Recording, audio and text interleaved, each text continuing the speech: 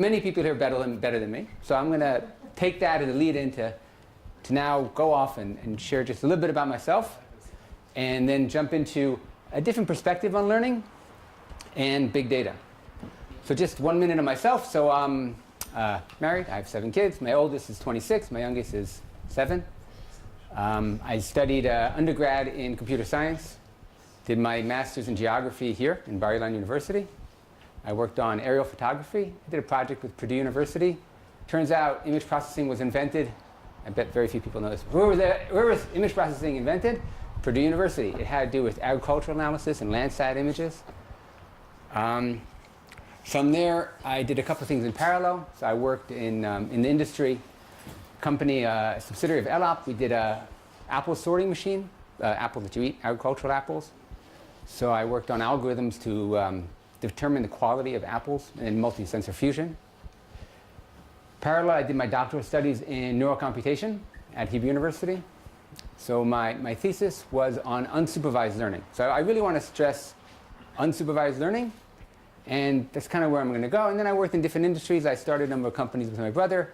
We sold a bunch of them to different people. The last one we sold to Qualcomm, pretty largish kind of a company.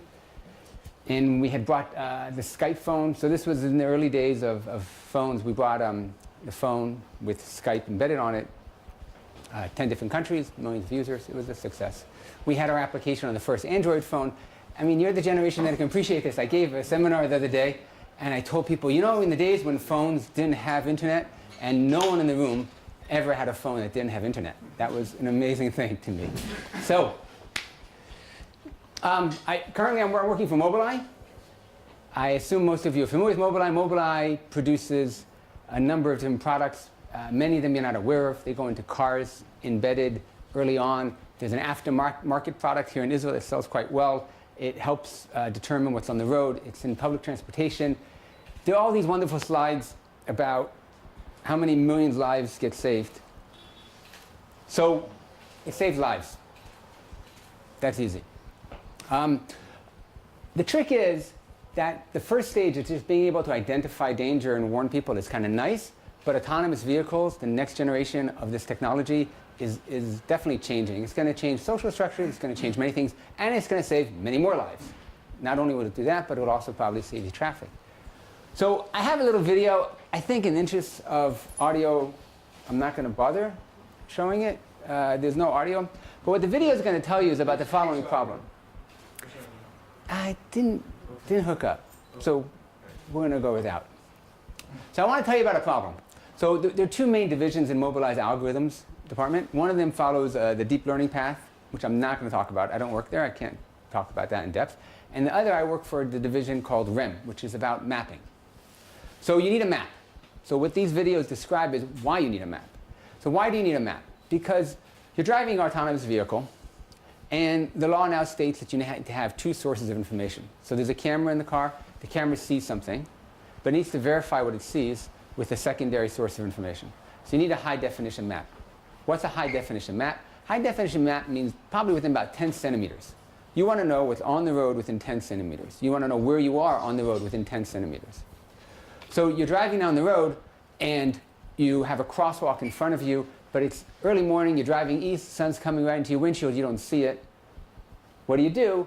Oh, your map tells you, I know where I am, there should be a crosswalk in front of me, the car knows what to do. So high-definition maps are critical for autonomous vehicles. It's not even a question. You need them.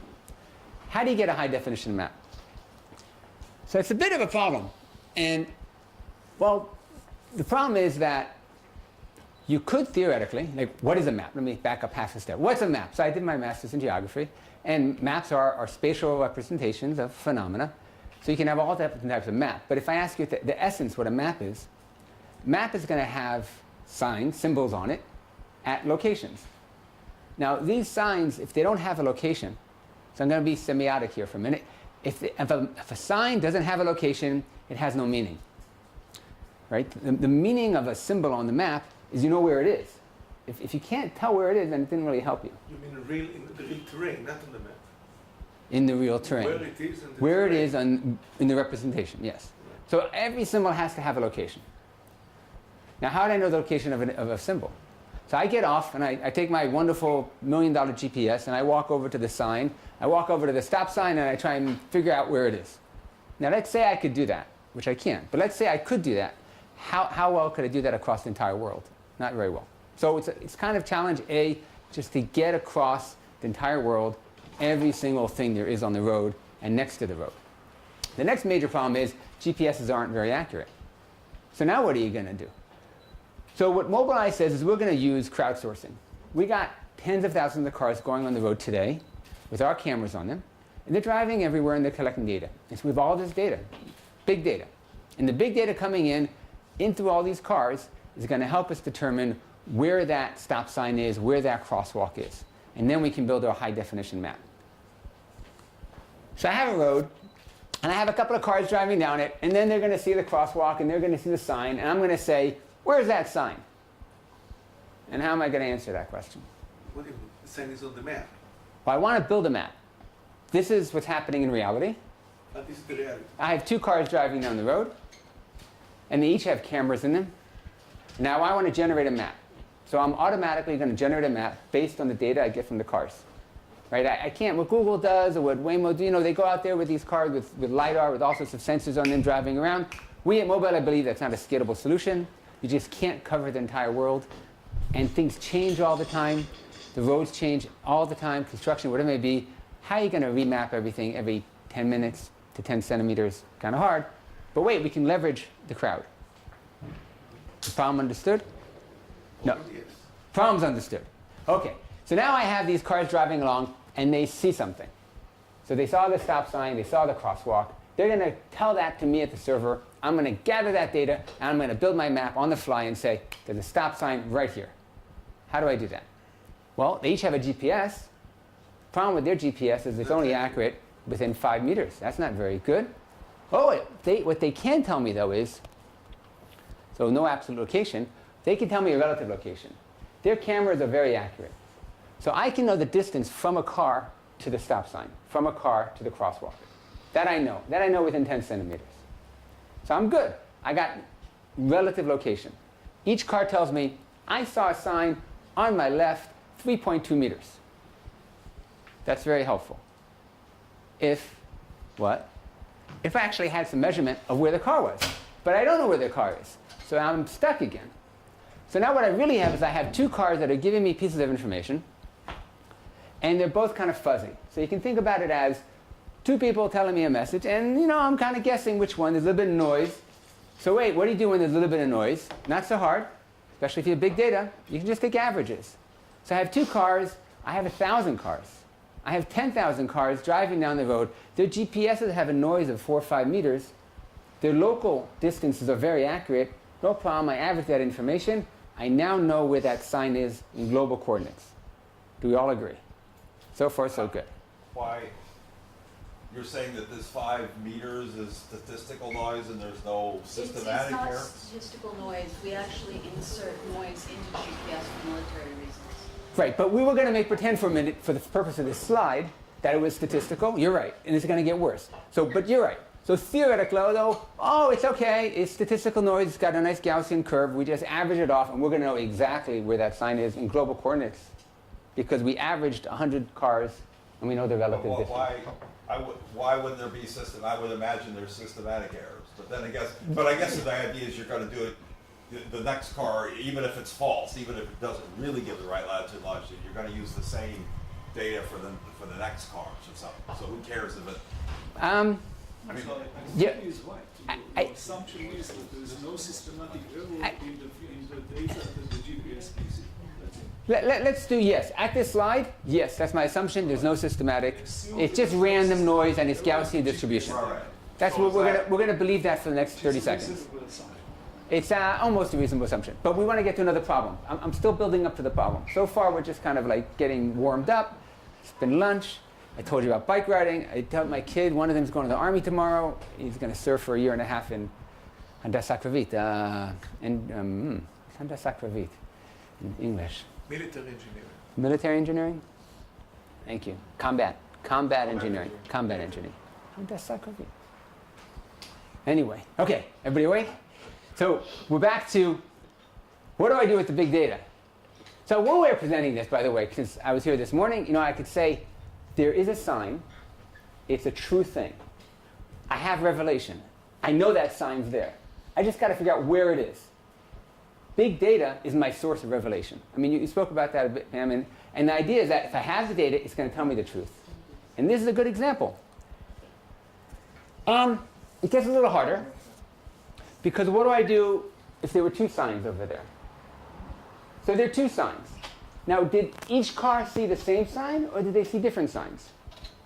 All I know, this is the key sentence, right? All I really know is that I have two cars, and each report seeing a sign, and they each give me a relative distance and some sort of global coordinates.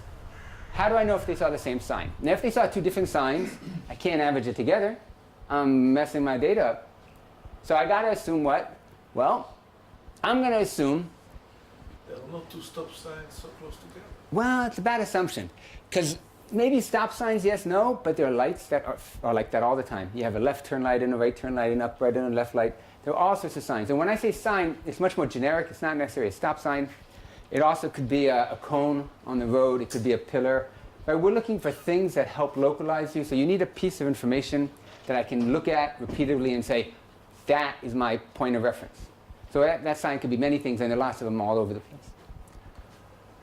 So what do the positivists do? You say, and this goes back to like one form of non-deep learning, is you say I have features, I have characteristics, and I have color, shape, and texture, and there's some sort of maybe semantic properties, different types of signs, stop, yield, crosswalk. I gather my features, I describe my signs, and I say, okay, there's a true sign.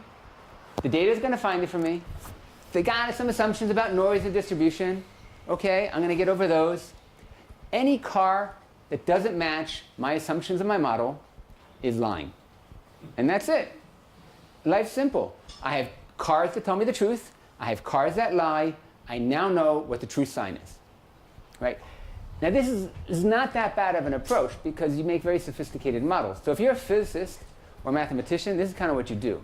What you do is you say you take all your data, you construct a model, you have all sorts of assumptions how the model should be built, and then you kind of throw outliers away and you make exceptions and you find all these other rules you have to kind of to make it work in real life. But really all you're trying to do is discover the truth because there's a physical truth and you need to discover that truth. So I don't, as you can tell, I'm sure you can tell, I just don't like that approach. Okay, why don't I like that approach? It kind of goes back to something you were saying a minute ago in the deep learning world. There's this tremendous bias going on in the deep learning world with supervised information because there's a human going on telling you the supervised information. And whenever you go ahead and you set up a set of a priorities in your model, you're embedding all these biases of your own. So I don't like supervised learning. I want to try and create an unsupervised mechanism. I don't want to have an environment where I'm assuming there's a truth. And mostly I don't like it because I don't like this idea of there being a single truth. That's a philosophical statement. So I have to be true to my faith in my science. So within my faith, I got to believe that there's free will. And to have free will means each car saw the sign differently. Everybody's going to tell me what they saw. And I want to let the cars have expressed their free will. So now I'm going to back up a little bit and describe what I think is truth. So I saw this conversation. And it goes back to this morning. We were having this discussion this morning about defining truth a little bit. So here's how I saw it described.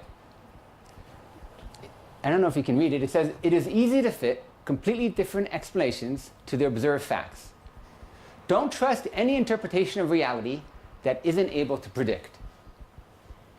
So if you want to follow, I'm a big fan of Nassim Taleb. To a certain degree, he came up with, somebody mentioned him. I think you mentioned him. Nassim Taleb. The fat tails and the distributions. And the question is, who do you trust? Do you trust the person that says, I'm a scientist, an academic, I have the perfect model? Or you trust the guy who says, this is where I'm going to put my money down, and he's going to predict the truth based on that thing? Fat tone. Yeah. So exactly, fat tone. So truth is that which has predictive power. That's the definition of truth. That's the definition of learning. That's what big data promises. Big data will predict the truth for me, right? Unless you're Aaron Franklin, where you say, okay, it's a prior truth that triangles have 3 sides. What did you predict from that truth? So when I first saw this, I was saying, he's right. You know, here you have two different definitions of truth. One definition is saying predictive power defines truth. How do I know I have a model of the universe? Well, because Newtonian physics is my model, and it predicts the future. I'm happy, life's good. Then I have another definition of truth. I have axiomatic truths, you know, social constructs. We all agree that a triangle is a triangle. That's the truth. That's not about predictive power. Or is it? So I want to make the following argument. You can still do something with this triangle, right? I can predict with a high degree of accuracy that if I show you a three-sided geometric shape, you'll say it's a triangle. Right, so what I'm saying is,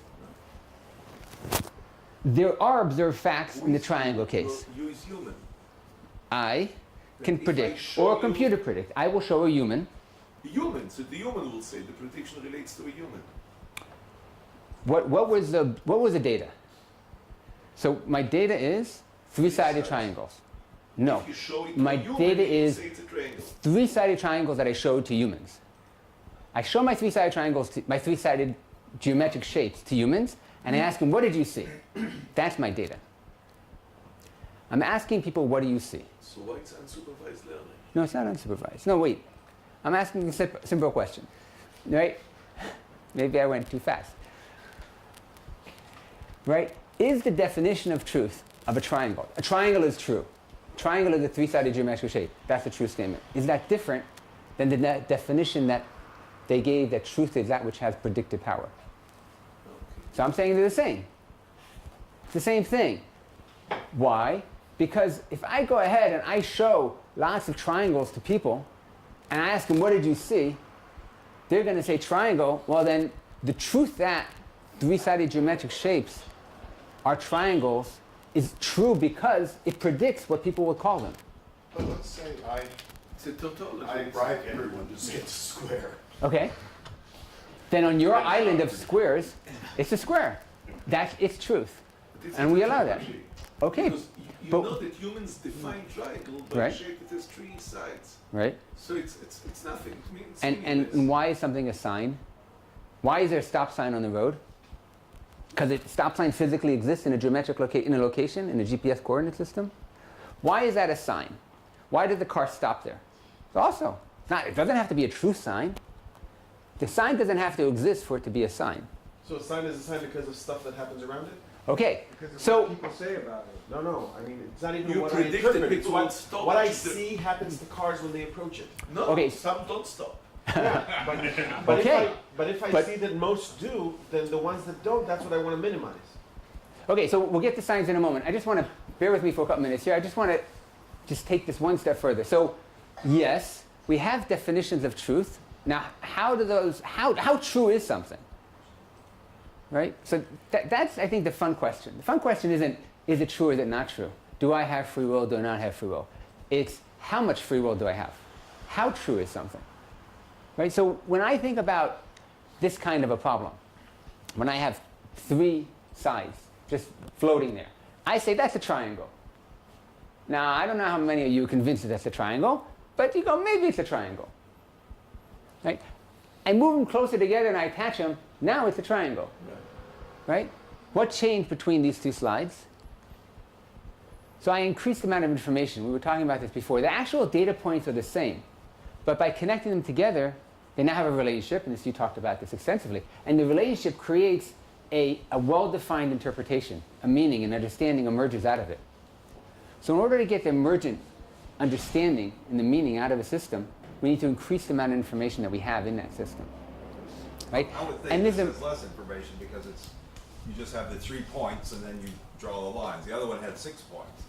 So I would say that has more information because there's 6 points. There's 6 vertices ends of the line. Okay, so the system I'm asking you is, what shape do you see? How many shapes can you see with that one? How many shapes can you see here? I can only see one shape here. Right? I can see many shapes here Because you could connect them in different ways. So this is an Umberto Eco quote where he has this definition of information as opposed to meaning, where he goes and he describes it in the world of art, where you have, I use abstract visual art, but he talks about music, where you have open symphonies, you have music or art which is left open to the interpretation of the viewer. This gets touchy when you go into Sarah Sontag's definition of interpretation. So forgetting her for a moment. But in Umberto Eco's world, what you have is as you increase the amount of information, you limit the number of interpretations. And this is like a fundamental truth, I believe, as you see any text, as you see any religious text, and you want to know, did God want me to do this or you want me to do that? The more you study it, the more it talks to you, the more you meditate on it, the more you know what the truth really is. And that's because I don't quite see what definition of information would say this has less information than the other. I mean, in other words, if you're going to program a computer to do this, you have to draw a straight line. The top one you have 6 ends, you have to specify 6 points. The other one you have to specify only 3. So I would say that because there's less information. in this world, right, I mean, have... Like if you specify those 6 points, then and you draw a line, between point A and B, and between C and D, and E and F. But you have to specify 6 points, whereas in the next diagram you only have to specify 3 points. So how do you it has less information. Okay, so the way I'm defining a line here is a length and a vector, length and an angle. Well, now you also have an end. They could be anywhere. You gave them that. No, but I'm saying I didn't give them. But on this sheet. It's my slide. I didn't give them an originating point. I just have 3 lengths with angles. They could be anywhere on the piece of paper. Okay. In this side, I added information of the originating points. Meaning you ignore the points. Okay. I added the location in objective moments, objective coordinates.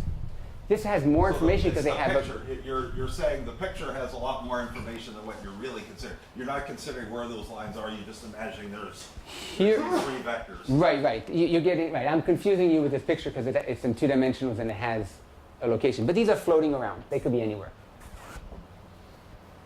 And now I'm saying, no, they have well-defined relationships with each other. But then it's the same, right? The 3 vectors. The other one, I mean, if you assume the triangle could be anywhere moved around. Yeah, but it's still going to be a triangle with reference to each other. X naught and Y naught aren't defined. The other one has 3 vectors with X naught and Y naught defined. Okay. So this one has I can, why not defined? Yes. because now they're defined. I can argue it differently if you'd like. Are you saying that the information does not derive from the definition, that it derives from somewhere else? So the information that's being added to the system between this picture and this picture is the relationship between the data points. So I have data points, and I want to know what the relationship between those data points are. I added that information, I constrained the system. So here it's important where the triangle is. Again, here it's important where the relative distances between the lines are. Where the entire triangle is not important in my analogy. So then it's the same. Okay. So now, but the real question that's very exciting to me is, what's the gap? How big is the gap of information, right? I want to convince you of something. I want to say, I'm thinking of, religious example, non-religious example. I want to say, this is a triangle. And you go, but it's not a triangle. And I go, but it is a triangle. And we can go back and forth all day. And then I go, well, this is a triangle. But I did this huge leap of faith because I went ahead and I connected the lines for you. But what I really want to say is that that's a triangle. So there's always this gap of information. It doesn't even look like they don't fit. If you put those together, the top one looks too short. I know, but I did. I just moved them. I didn't change the sides. They really are. Promise you. So, but yes. The top one surely is not longer than the. No, you simply brought them together. I brought them together. I didn't change the length. I promise. Oh, I don't think so. Okay, we move back. I bet if we measure on the screen, you'd find that the diagonal one was. It's just an not- example. We're getting an example. There's really a lot more to this. I do. Just brought them together. Why do you convince us that this is a triangle? Why? Because I want to convince you that I've seen the truth. I know what God wants you to do. He wants you to get up with tefillin on this morning. Right? I know that to be true. But What I mean by my question is that if your purpose is to observe and to somehow learn about science along the way, that's a very well-defined purpose, and you will be able to do that even if you have only 3 lines that are disconnected, because you'll apply some algorithms that say it must be a symbol, it must have something along, etc. no, that won't happen. So in that example, what will happen is... If that was an art gallery, then maybe it's not a triangle. It's a descriptive of a human heart. Why? So- Because So if I go back to, okay, so let's go back to the example of the sign. So if I have my sign, and my sign has a geometric shape, it has a texture, it has a color, let's say, associated with it, right? I have these basic primary features of my sign, right, characteristics. And I gather those characteristics, and now I want to say it's a stop sign. That's a jump. I mean, you all do it naturally. You go, look, I have a red circle on top of a pole, it's a stop sign. Maybe not. Maybe it's something else. How do you know? And when your data is very noisy, and now you're trying to compare different things together and saying, it's a stop sign. The answer is, no, you're making a leap of faith. You're always making a leap of faith. And the only way to minimize that leap is to gather information and gather data. So I want my big data to help me, but it's still going to be a leap of faith at some point. So I'm going to try and convince you that's true, but I don't know if I'll succeed. So here I'm trying to draw the semantic map.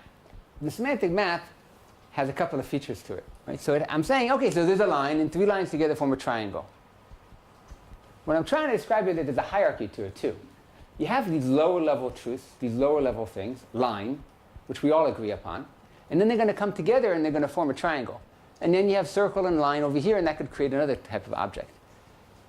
So what I want to do is I want to create a postmodern language, so to speak, where we're going to have a hierarchy of information. But I'm going to play one trick first. Instead of asking, where is the sign, I'm going to say, is it the same sign? So now the question is, I have 2 cars driving down the road. Now these 2 cars drove. They each reported about a sign they saw at a location. Now the first question we asked early on was, where is that sign? And what we tried to say is this truth. I know what it is. Right? I know it's a triangle. I have these bits of information, color, texture, sign. I know they go together in this way. I know they form a triangle. That's what we tried to do the first time around. And I don't think that's going to succeed, because it's too hard to make that leap of faith and to actually say, that's definitely where that sign is. There's too much noise. GPS is off too often. Signs don't look the same. It was raining. Everything looks different every day. Instead, I'm going to ask a different question, which is, I have 2 people. They each saw something. Did they see the same thing? Okay, it's a different question. But now I can answer that question. So what I'm going to do is I'm going to create a semantic map, a hierarchy of information. Now at the lower level, we're going to have the basic truth we all agree on. Red, circle, texture.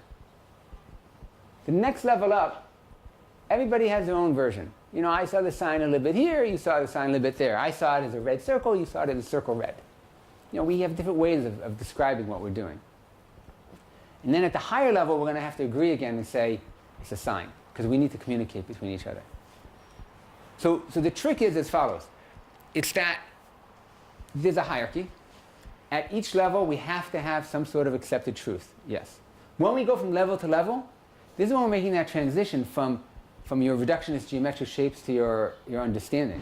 Whenever you have that emergent phenomena that goes from one level to another level, it's a phase transition, there's a gap. That's the way phase transitions work. You know, it's magical. You have gaps. And that's, yeah? But are you suggesting that can be done automatically? This is a Yes. change of ontology. No, it's automatically. This is where the unsupervised learning magic comes in. It's what does big data give me? So what big data doesn't give me, and this is like, again, this is, you know, there are 2 different schools of thought here. I think what let me try to present before is one school of thought, where big data reveals the truth. There's kind of this very flat, give the image in, and you know what the image is. It's a cat, stuff in the middle you ignore, well-defined, one truth. What I'm trying to describe is that the hierarchy goes, as you go up the layers, there's phase transitions, and big data doesn't give me a single truth, it gives me multiple truths. And the goal in the unsupervised learning thing is to find those phase transitions, and to find those you create those levels as you go. The scale, the hierarchical scale thing, you discover that scale automatically. Yeah. So I'm just trying to think about anomalies. So we've got, if you have roadworks at the corner there, Yeah. cars, and a stop sign. Yeah. Maybe roadworks and a stop sign, that would become the meaning of, that would be the sign for stop. It's not just a sign, but something associated with it. Okay. That just happened to be there in this particular instance. So And if I've understood you correctly, what you're trying to say is this unsupervised learning, and you're using human behavior to capture that. in terms of traffic. Yes. Right, okay. But even then you've got some challenges because what if you had a spurious sign that happened to be with that sign? Right. You know, Right, so I have 10,000 cars, I have 1,000 cars Yes. that drove down the road. Did they all see the spurious sign, the second sign as well? they might do if there's a roadworks or So then, a dead path. then it's not spurious anymore. Then it becomes signal. It's not noise. It's valuable information. You want to know there's a dead cat there, the car shouldn't drive over it. And that's where it becomes so important is the changing hazards and Yes. training the cars and Right. perhaps it might be revealing if you discussed why the Tesla hit the fire truck a few weeks ago. That would be sad. Yeah, so I don't want to, yeah, let's not talk about Tesla. Sad, but it was fabulous. No, so I want to talk about maps. So in a simple example, roadworks occur all the time. We want to be able to detect those roadworks, then have that information propagate out to the cars as quickly as possible so that the next car that comes there knows about the roadwork and doesn't hit it, right? If the cars only work by their senses, then they're in trouble. We already discussed that. If they only work by maps at age, they're going to be in trouble too. So they need the maps to be able to constantly update. So you need to be able to generate these maps on the fly. And as an obvious subpoint I didn't mention explicitly, but it's not supervised. No one's tagging the information as it's coming in. So there's no supervised data. So we have all this data coming in, and what we want to do is we want to structure the data. And I'm making the following simple argument. And this is my argument, and I don't know how simple it is, but it's a simple argument for me. A, hierarchical semantic maps are magical things. Why? Because at each level there's a truth. But there's always a gap between levels. That's the magic. So you want to have truth, and you want to have different hierarchies, and you want to have those gaps between levels. That's my first statement. And the next one is, you can measure that gap. That gap's not magic anymore. Because what big data gives us is it gives us an ability to measure the information, to create that information. We take all that data on the lower level, we analyze it, we find the phase transitions, and we're able to discover those gaps, how big they are, and how true those next levels are, and then we go up to the next level. So I would kind of summarize by saying, big data, reason, revelation, they don't reveal a truth. What they do is they reveal scale-dependent truths, which then can come together. And we have to work with those. And when we work with those, we lend meaning to those. So like one of the questions you've been asking all along has been, but don't we need a person at the end to say it's a cat? Yeah, at the end of the day, you need somebody to give meaning to it. At the end of the day, somebody has to say, it's a stop sign, stop. But before we get to that level, there's a lot we can get out of it. Oh wait, it's a common semantic symbol that two cars saw. That's great. That's already very valuable information. We can use that fact. I don't have to know where it is exactly. I don't have to know what it is exactly. All I have to know is that it's common between multiple people, and I get a lot of value out of that. Yes? As I understood, let's say that people agree they always stop at a certain place because it's a dangerous, Yes. it's a small road that goes into Yes. a big road. So actually, you are not looking for the information, whether it's a stop sign or not. You try to mimic human behavior. Okay, So if the cars will report, if many people stop there, you would like your automatic cars to stop there, and like to generate this behavior in the cars, right? okay, so you're going forward. There's three things going on, right? So the first thing a car does is it senses its surrounding. The next thing it does is it localizes itself. It says, where am I within that surrounding? That you need a map for. The third thing it does is it has a policy of what behavior do I do. And I wasn't talking about policy of behavior, but that's true. If I'm trying to analyze how should I drive, then I'm looking at mimicking human behavior. No, people are aggressive in this traffic circle. They force their way in. You have to know how to do that. People stop here. You have to know how to do that. That's a different problem. The problem I'm focused on right now is how do I create those HD maps? How do I create the high definition maps? So that's a little bit of a different problem.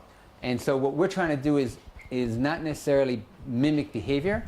What we want to do is using what's been sensed by multiple people. So it's crowdsourced information. I have lots of people talking to me. I want to create a common language. That's what I'm trying to do.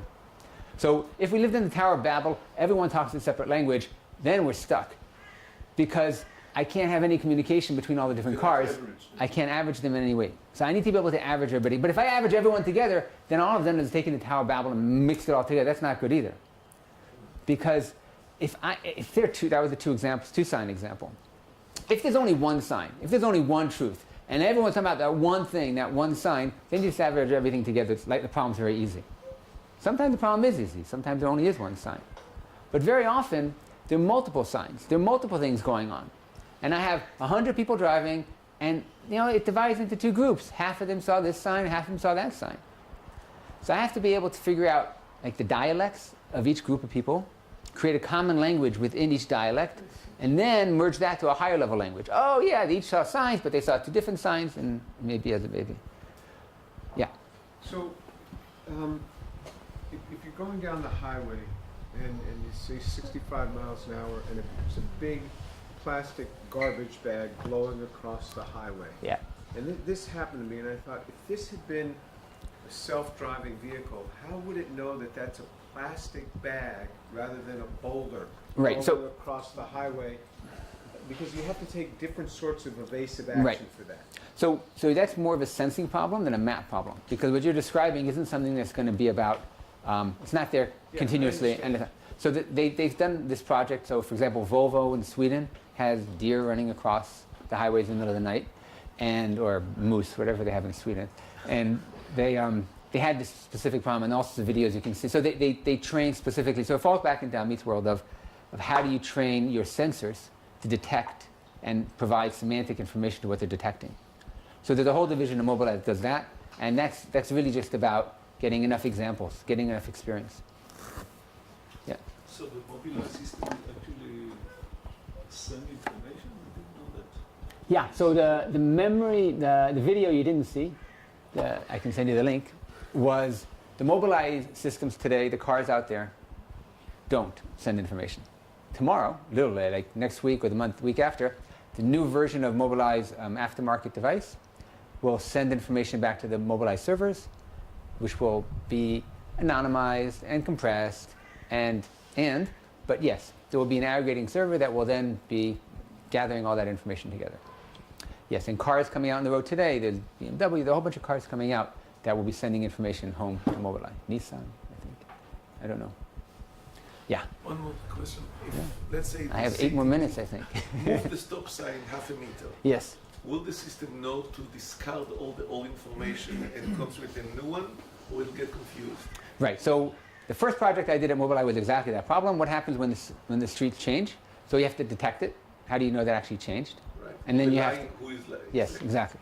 So I worked on that particular problem, and yes, so you detect it automatically, and then you propagate the new map to everyone. You say the sign moved or whatever. So it knows that it was a change. It can Yes. distinguish between a lie and a change. Yes. So there's a challenge. You can't do that with the first car. The first car that goes by, you say is a It's a lie. liar. But then the second and third cars start to tell you that maybe that's the new truth. Yeah. It just occurs to me that the brute force neural learning is always going to have this problem of object recognition. So we talked about selection of data to train the neural networks. It occurs to me also that when the processing of data, if there's some object, if there's some object-oriented programming in that, then surely it must be much better. So we're not just looking at random objects. Signs come in particular categories. In my Yes. country, mostly circles. Right. So is that sort of thing taken into account as well? We don't just want to So- look at a scene and pick out anything.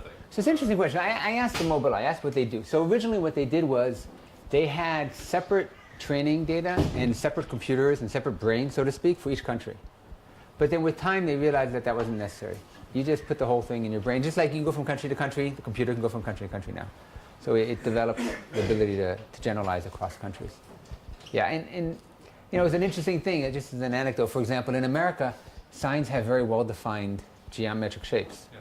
I think So they every sign is a different shape, every type of sign. every type of sign Yeah, in the stop sign is always octagon, Right. yield sign is a triangle. Yes. right People could see them from far and- away. Yeah, Yes. you don't have to read any word, just the shape. Right. tells you. And on the highway too, I think there are 3 sizes: small, medium, large. That's it. But as you go out of America, it turns out it's a little less standardized. So there's certain things that you think, oh, you know, I can create a model that there are 3 types of signs, and then that will work in one environment. So that's why that becomes a problem. So you need to be able to gather the data as best you can, and then create the new linguistic space as you go along, right? You have to say, oh, okay, so this sign is a sign, and this sign is that. Yeah. Well, and the exceptions are so much fun because you have to worry about the person who puts up the garage sale this Saturday sign and the Right. we buy bad homes for credit. I mean, there's all these haphazardly Right. handmade signs. Right, and they come and go. Yeah.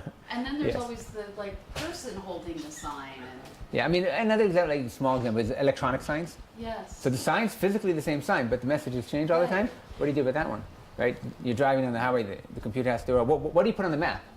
Oh, it's a speed limit sign. No, not anymore. It was, right. It was an advertisement. Yeah. So, can you comment on it seems like what you're describing is a way to get a car to act as if a human is driving it. Okay. But humans have these limitations, like in a city, for instance, like you can't know that a car is coming at 90 degrees to you, so you have to stop just in case.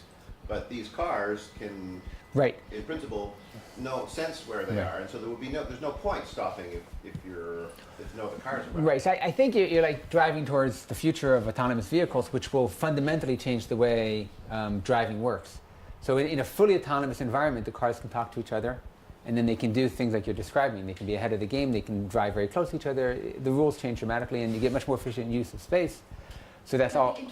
Intermediate case is But- a hellscape. But today you can't do that. Today you need the cars to have, work on the same assumption that humans have. One of the guiding factors at Mobileye was to use a regular camera, right? So for example, Google has LiDAR and all these different wonderful systems, wonderful.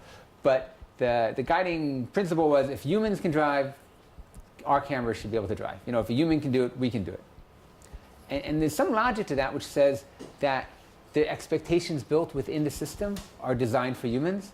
So let's try and make our computer kind of function at that level too right now. But in the future, they're adding more cameras, they're adding more radar, and yes, they are doing things like that. Okay. Thank you. Thank you very much. Yeah.